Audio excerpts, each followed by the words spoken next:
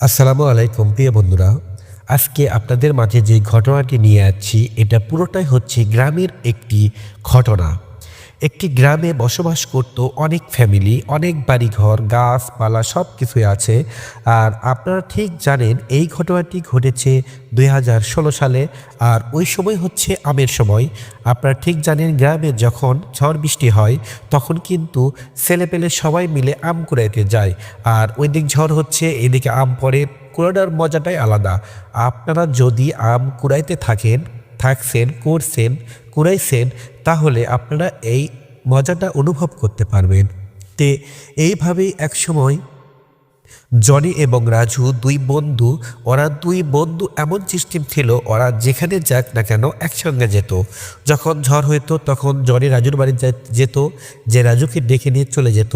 আর যখন জনি না যেতে পারতো তখন রাজু কিন্তু জনির বাড়িতে আসতো। আসার পর জনি রাজু একসাথেই তাল বলেন, আম বলেন, যে কোনো কিছুই কুড়াইতে যাইতো। আর ছোট বাচ্চা খেলাধুলা করার ফাঁকে ফাঁকে গরমের মধ্যে অনেকবার গোসল করে, পুকুরের মধ্যে গোসল করতে করতেও আম কিন্তু চুরি চামারি বেশি করে। তো এইভাবে এক সময় প্রচুর ঝড় বৃষ্টি হয়। তখন গ্রামে এই জায়গা থেকে পুকুর পাড়ের ধারে অনেকগুলো আমের গাছ ছিল। তখন ওরা আম কুড়াইতে যায়। তে আম কুড়ানোর পর যখন আম পড়ে তখন রাজু এবং জনি আম নিয়ে চলে আসে বাসায়। আসার পর ঠিক ওই রাতেই আবার, বৈশাখ মাস কিন্তু ঝড় বৃষ্টি বেশি হয়, ওই রাতে আবার ঠিক 1টা থেকে প্রচুর ঝড় হতে থাকে। আর আপনারা ঠিক জানেন কাঁচা কিছু আম থাকে গাছেই, কাঁচা আমই মিষ্টি হয়, যাকে বলে কাঁচা আম মিষ্টি। তো এইরকম একটা গাছ ছিল। এই গাছটা ছিল হচ্ছে সাইডে ফসলের জমির মাঝে একটা ছোট ভিটা ছিল, ওখানে প্রচুর আমের গাছ ছিল, এই 10-12টা আমের গাছ। তারপর ছিল হচ্ছে আরও জঙ্গলের গাছ ছিল, কিন্তু ওখানে ভয়ে কেউ যেত না, কেননা ভয়ঙ্কর একটা জায়গা সিস্টেম মনে হতো। আর গ্রামের মানুষ বোঝেন ঝড় বৃষ্টি হলে আর এরকম জায়গা হলে তো একটু ভয় করা স্বাভাবিক বিষয়। আর 2016 সালে তখন সবাই জিন পড়ি, এগুলো তো আমরা যে বিশ্বাস করি জিন আছে। তে জনি আর রাজু, তার মধ্যে জনের হচ্ছে অত্যন্ত সাহস ছিল।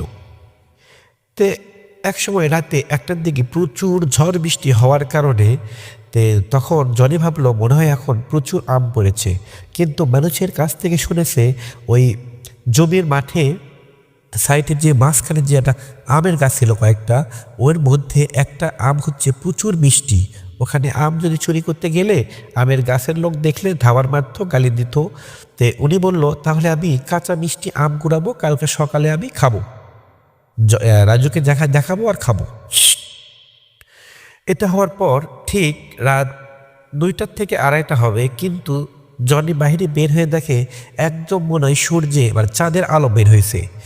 তখন রাজু এত কিছু না ভাবে সকাল হয়ে যাচ্ছে, প্রচুর ঝড় হয়েছে, যাই আমি একা গেলে আমগুলো বেশি পাবো, তাড়াতাড়ি আমটা নিয়ে আসি। তখন জনি আস্তে আস্তে চলে যায়। একবারে চারিদিক দিয়ে ফসলের জমি, মাঝখানে হচ্ছে ওই জঙ্গল সিস্টেম একটু। ওখানে বাড়ি থেকে ভালোই দূরে, তাও 1 কিলোমিটার হবে, অনেক দূরেই। মানে ওই জমির মাঠটা পাতানো অনেক বড়। ওখানে জনি চলে যায়। যাওয়ার পর দেখে এত আম পড়ে আছে। তখন উনি অবাক হয়ে যায়, কিন্তু এত আম পড়ে আছে। তখন জনি ওই আমগুলো কোথায় নিবে সেই মানে জায়গা পাচ্ছে না। আমার নিচে একটা পলিথিন নিয়ে গেছে, পলিথিনটা ভরে গেছে, তখন কেমন করে নিয়ে আসবে। কিন্তু আমের ডালটা গাছ থেকে ভেঙে পড়েছে, আর ওই ডালে প্রচুর আম ধরে আছে। নিচে যেসব আম পড়ছে সেগুলো কুড়ে কুড়ে নিয়ে একটা ব্যাগের মধ্যে নিয়ে, মানে পলিথিনের মধ্যে নিয়ে রেখে দিয়েছে। এরপর জনি ওই আমের গাছের ডালটা ঘাড়ে নিয়ে চলে যাচ্ছে। তাহলে বলল একটু খড়িও হলো, তার সাথে একটু মানে আমটা, যে উদ্দেশ্য আম ছিল আমটা হলো, আর পলিথিনের মধ্যে আমটা নিয়ে চলে আসতেছে আর কি। আসার সময় উনি অনুভব করতে পারে আমের ডালটা প্রচুর ভারী।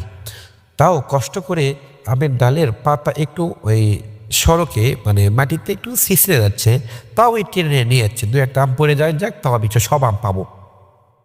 নিয়ে চলে যাচ্ছে বাসায় আসার পরে কাউকে বলেনি। আমগুলো তো এনে রাজু একা একা খায়, ঝড়ে একা একা খায়, রাজুকে দেখায়, পরে রাজুকে 2-1টা দেয়। এরকম করে চলতে থাকে ঠিক 15 দিন। 15 দিন পর থেকে জনির গায়ে জ্বর আসতে শুরু করে, প্রচুর পরিমাণে গায়ে জ্বর।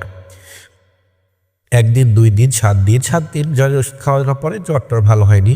তারপরে ওকে নিয়ে যাওয়া হয় মেডিকেলে। ওকে নিয়ে যাওয়া হয় বগুড়া মেডিকেলে ভর্তি করার পর ঠিক 3 মাস জনি ওই হসপিটালে থাকে। এর সাথে অনেক ওষুধ যায়, কিন্তু জনি অনেক পরীক্ষা নিরীক্ষা করার পরে কিছু ধরা পড়েনি, কিন্তু গায়ের জ্বর মানে ধন্দা লেগে চেয়ে থাকে। তারপরে সমস্ত ওষুধ দেওয়ার পরে উনি একবারে ওই হসপিটালে থাকা অবস্থায় 2 লিটার 3 লিটার দুধ, গরুর দুধ খেয়ে ফেল দিত, প্রচুর করে ভাত খেত। তখন 3 মাস থাকার পর ওরা বাসায় চলে আসে। বাসায় নিয়ে আসার পরে সবাই ভাবে কি হয়েছে, ভালো হয় না। কিছুদিন ভালো থাকে, 10-12 দিন থাকার পরে একই মহল্লায় একটা স্কুল ছিল, ব্রাকঘর। ওই ব্রাকঘরে লেখাপড়া করে ক্লাস 4-এ পড়ে জনি। তখন জনি যখন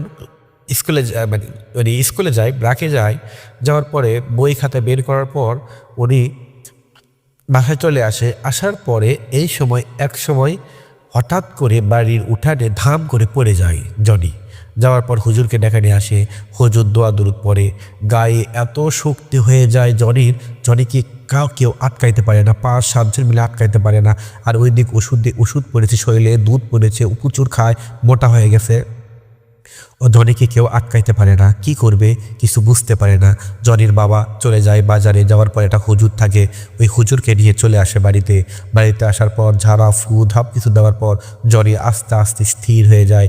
তখন ওই হুজুরটা জনির বাবাকে বাইরে নিয়ে যা বলে, তোমার ছেলের কোনো ডাক্তারি চিকিৎসা নেওয়ার দরকার নেই, ওকে তুমি কোনো কবিরাজ অথবা ভালো একটা হুজুরকে দেখাও, পরে কোনো জিন দৃষ্টি আকর্ষণ করছে। এসব কিছু শোনার পর জনির বাপ তো চিন্তিত হয়ে যায়। কিন্তু রাতে ঘরের মধ্যে যখন রাখা দেয়, তখন জনি এক সময় খাটের একটা কোনায় যে কুকরি মেরে আউ করে কান্দাকান্দি করে। তখন শুধু বলে আমাকে মারতে আসতেছে। তখন জনির চোখে দেখা দেয় একটা ভয়ঙ্কর একটা বয়স্ক একটা মানুষ। তখন বলে সাদা ভয়ঙ্কর বয়স্ক একটা মানুষ আমাকে ধরতে আসে, মারতে আসে, আমি নিজের চোখে দেখতে পাই। তখন জনি ওর থেকে বাঁচার জন্য একটা বাড়ির ঘরের কানিতে ব্লক করে বসে থাকে। কিন্তু তখন কিছু না বুঝতে পেরে কি করবে, তখন একটা কবিরাজকে ডেকে নিয়ে আসার পর ওকে তাবিজ দেয়, পানি পাড়া দেয়, সব কিছু দেওয়ার পর বলে জিনটা দৃষ্টি আকর্ষণ করছে, এই জন্য এরকম প্রবলেম হয়েছে, ইনশাল্লাহ সব কিছু ভালো হয়ে যাবে। তখন চলে যায়, ঠিক 10-12 দিন ভালো থাকে। এরপরে আবার স্কুলে চলে যাওয়ার পর ছেলেবেলেকে ভয় দেখানোর জন্য জনি একটু দুষ্ট ছিল। তখন মাঝখানে এসে যখন ম্যাডাম পড়া ধরতো, তখন মাঝখানে এসে কাঁপতে ধাম করে পড়ে যেত। তখন ওই স্কুলে যত ছেলেপেলে আসলো ম্যাডাম সহ সবাই চিৎকার করে ঘর থেকে বের হয়ে দৌড় মারে চলে যায়। তখন জনি উঠে লোকেরা অবস্থাকে হাসে। এরকম করে করতে করতে এক সময় সত্যি যখন জনি কাঁপতে পড়ে যায়, তখন সবাই ভাবি আর কি করতেছে, কিন্তু তখন কেউ ওকে আটকাইতে পারে না। ওই ভাই বাবা সবাই যে ওকে নিয়ে আসার পর দূর থেকে একটা কবিরাজ আসার পর ওকে বস থেকে দোয়া দরুদ পড়া শুরু করে। দোয়া দরুদ পড়তে এক সময় জিন হাজির হয়ে যায়। জিন হাজির করার পর তখন বলে, তুই কোথায় থেকে আছিস, তুই এই বাচ্চাকে কেন কষ্ট দিচ্ছিস? তখন জিন বলে, আমি আছি ঠিক ওই আমের গাছ থেকে, ওই আমের গাছের ডালে আমি থাকতাম, ওই আমের গাছের ডালটা ভেঙে পড়ে গিয়েছে, তখন আমি ওখানে বসেছিলাম, ওই আমের গাছটা আমার উপর দিয়ে ওই নিয়ে চলে যাচ্ছে, ওই আমের ডালের সাথে আমি চলে যাচ্ছি, একে আমি নিয়ে যাব, একে আমি মেরে ফেল দেবো, উনি আমাকে অনেক কষ্ট দিছে। তখন হুজুর বলে, উনি তো দেখে শুনে কষ্ট দেয়নি, তুই একে কষ্ট দিস না, তুই এখান থেকে চলে যা, তুই যদি চলে না যাস তাহলে আমি তোকে বোতলবন্দি করব। তখন এরকম তর্কাতর্কি হতে এক সময় ওই জিনটা যেতে রাজি হয়। তখন ওই জিনটা চলে যায়, কিন্তু যাওয়ার পর থেকে জনির আর কিছুই হয় না। কি ভাবতেছে ঘটনা এখানেই শেষ? না, শুনতে থাকুন। এরপর চলে যাওয়ার পর ঠিক দীর্ঘ 15 দিন জনি ভালো থাকে, স্কুলে যায়, সব কিছু করে। বাড়িতে ওরা জনির চাচা মিলে সবাই বাবাকে মিলে ওরা 3 ভাই, জয়েন্ট ফ্যামিলি। তখন এক সময় এলাকার একটা বড় ভাই গরুর মাংস নিয়ে যখন বাজার থেকে আসার সময় যে কোনো একটা চাচা একটা কিছু দেয় বাসায় দেওয়ার জন্য। কিন্তু ওই লোকটা গরুর মাংস নিয়ে ওদের বাড়িতে ঢোকার সাথে সাথে জনি ঠিক ওখানে ধাম করে পড়ে যায় আর খালি চিৎকার করে গড়াগড়ি করে। তখন ওকে কেউ আটকাইতে পারে না, সবাই তো জানে ওকে জেনে ভর করেছিল। তখন সবাই শক্ত করে ধরার পরে ওকে রাখা দাও, আবার হুজুরকে ডেকে নিয়ে আসা পরে বলা হয়। তখন হুজুর বলে গরুর মাংস আসার জন্য এই জিনটা আবার চলে এসেছে বাড়িতে। তাহলে এটা কি, এটা হিন্দু জিন অবশ্যই হবে, যেহেতু গরুর মাংস এত সম্পর্ক নেই। তখন কি করবে, তখন ওই লোকটা চলে যায়, এরকম করে আবার চিকিৎসা দেওয়া হয়। এরকম করতে করতে অনেক হুজুর দেখা হয়, করতে করতে ঠিক 1 মাস 2 মাস 3 মাস 5 মাস 8 মাস হয়ে যায়, তখনও জনি ভালো হয় না। 10 মাসের মাথা ওদের মহল্লায় একটা বাড়িতে একজন বেড়াতে আসে, ঠিক 20 থেকে 25 বছরের একটা ছেলে। আসার পর সব ঘটনা খুলে শোনার পর উনি আসা বলে ওই জনির বাবাকে বলে, আমি একদিন আপনার ছেলেকে চিকিৎসা করব। বলে বাবা অনেক চিকিৎসা করছি, ওর তো ভালো হয় না, তুমি আবার কী করবা ছোটো বাচ্চা। তো পরে বললে কোনো কবিরাজ কোনো হুজুর কি আপনার ছেলের সাথে রাত কাটানোর জন্য বলছিল? বলে না, কেউ সাহস পায় না। তখন ওই ছেলে বলে আমি আপনার ছেলের সাথে রাত কাটাবো, উনি আমায় কিছু করতে পারবে না। তখন এই কথা শোনার পর জনির বাবা অবাক হয়ে যায়, কিরে কোনো কবিরাজ সাহস পায় না, ইনি সাহস পাচ্ছে, তাহলে হোক দেওয়ার চেষ্টা করে দেখি, যা হয় হবে। তখন ওই কবিরাজটা পরের দিন ওকে জিন হাজির করবে সন্ধ্যা 6টার দিকে। তার আগে কিছু জিনিস লাগবে, একটা জঙ্গলের মাঝে চলে যায়। ওদের গ্রামের পাশে একটা জঙ্গল ছিল, ওখান থেকে অর্জুনি গাছের ছাল, কী জানি গাছের শিকড়, কী জানি গাছের পাতা, এরকম করে জোগাড় করার পর নিয়ে এসে কী জানি করার পর অনেক ঠিক করে রাখে। তারপর হাতে কলমের গাছের ডাল, সিটকির গাছের ডাল, এরকম ডাল কিছু বেঁধে রাখে। আর 6 জনকে শুকনো কিছু গাছের টুকরো হাতে দিয়ে দেয়, বলে এটা যেন আপনার হাত থেকে না যায়। তখন উনি কী জানি পড়ার পরে এক সময় জিন চলে আসে। জিন আসার পর বলে আমার ক্ষুধা লেগেছে, আমার কিছু খেতে দে। আলু ভর্তা দিয়ে ভাত দেয়, এমনভাবে ভাত খায় একবারে ভাত মানে মুখের মধ্যে সব নিয়ে যাবে। সবাই অবাক হয়ে যায়, ভয়ে থরথর করে সবাই কাঁপে, চায়ে ধার দিয়ে মানুষ ঠিক হয়ে গেছে। তখন উনি বলে পায়ে যখন আঘাত করে আর চিৎকার করে ওঠার পরে ওই ছেলে বল তোকে আজকে আমি মেরে ফেলে দেবো, তো আর কোনো রক্ষা নেই। এরকম করতে করতে হাতে পার্সাপার্সি করতে করতে এক সময় একটা লোকের কাছ থেকে হাত থেকে গাছের ঠাল মানে গাছের একটা অংশ পড়ে যায়। তখন ওই দিক দিয়ে ওই জিনটা পালিয়ে চলে যায়। তারপরে ছেলেরা কিছু করতে পারে না, বলে আপনার হাত থেকে এটা পড়া উচিত হয়নি। তারপরে ওই ছেলেরা চলে যায়। জনির বাবা হতাশ হয়ে পড়ে, তাও কিছু হলো না। এরকম করতে করতে ঠিক 1 বছরের মাথায় ওদের অন্য একটা জায়গায় একটা সন্ধান পায়, একটা হিন্দু একটা তান্ত্রিকের, তার কাছে যায়। যাওয়ার পর বলে এটা মুসলমান না, এটা হচ্ছে হিন্দু। ওই মাথার চুল পেকে গেছে, অনেক বয়স, ওই চুলটা দাড়িতে বেঁধে দেওয়ার পরে এটা মুসলমান মনে হয়, কিন্তু ওই মুসলমান নয়, হিন্দু।